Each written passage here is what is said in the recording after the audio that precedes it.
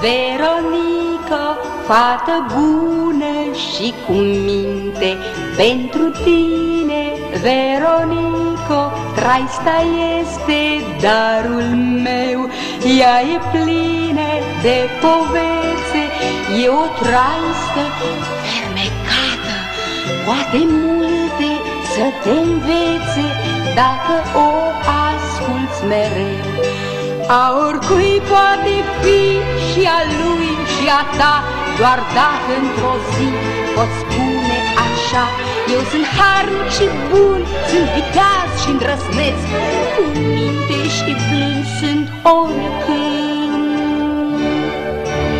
Ea e plină de povețe și-n orice împrejurare poate multe să te învețe dacă o vei asculta.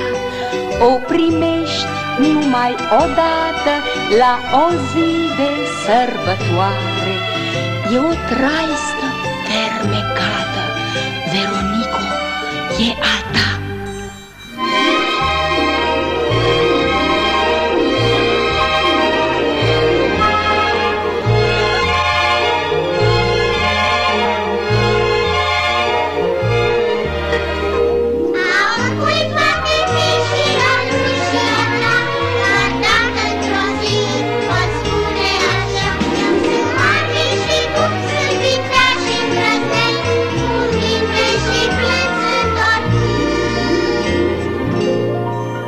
Ea e plină de povețe și-n orice împrejurare poate multe să te învețe dacă o vei asculta.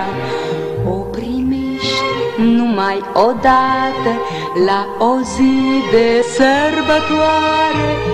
E o traistă fermecată,